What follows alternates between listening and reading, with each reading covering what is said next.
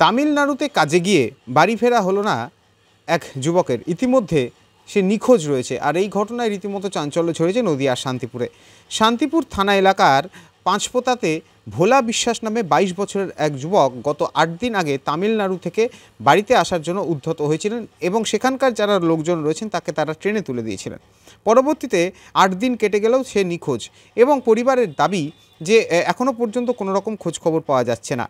যুবকের মা দাবি করেছেন স্থানীয় এক মেয়ের সঙ্গে তার প্রণয় ঘটিত সম্পর্ক ছিল এবং তার ছেলে জানিয়েওছিলেন যে মেয়েটি তাকে প্রতিদিনই তার সঙ্গে খারাপ ব্যবহার করছে। ট্রেনে উঠেও তার মাকে জানিয়েছিল যে সে মোবাইল ভেঙে ফেলবে, আর তারপরেই সমস্ত যোগাযোগ বন্ধ। বাড়ি আসছি তখন আমার সঙ্গে লাস্ট কথা দিকনগর থেকে ফোন করেছে। আমি তো হাওয়াতে শুনতে পারবো না, ফোন ধরছি না। আমার কে না কে করেছে, এখন থেকে আমার ছেলে যে বলছে ও মা আমি কিন্তু ফোন ভেঙে দিলাম। বলছি বাবা ফোনটা ভাঙিস নে, ফোন কেন ভাঙবি, আমি বাড়ি যাই আমাকে বল তারপরে ভাঙবো। ফোন ভেঙেই দিয়েছে। বাড়ি এসে আমি ফোন লাগালাম আর ফোন আছে গা। কোন একটি মেয়ের কথা কিছু বলছিল? হ্যাঁ বলছিল। কি বলছিল?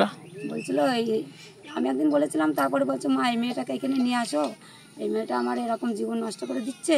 ও আমার ছেলেকে এমন হয়তো কিছু বলেছে, প্রেম করেছে, হয়তো এমন আঘাত দিয়েছে যে আমি তোকে ভালো বিয়ে করবো না বলা, তখনই আমার ছেলে ফোনটা ভেঙেছে। আমার যেটা মনে বলে, আমি তো মা, আমি সব বুঝতে পারি। মায়ের অনুমান ওই মেয়েই কোনো কথা বলেছে, আর সে কারণেই হয়তো তার ছেলে অভিমানী হয়েছে, আর সে কারণে হয়তো বা নিখোঁজ বা অন্য কোথাও চলে গেছে।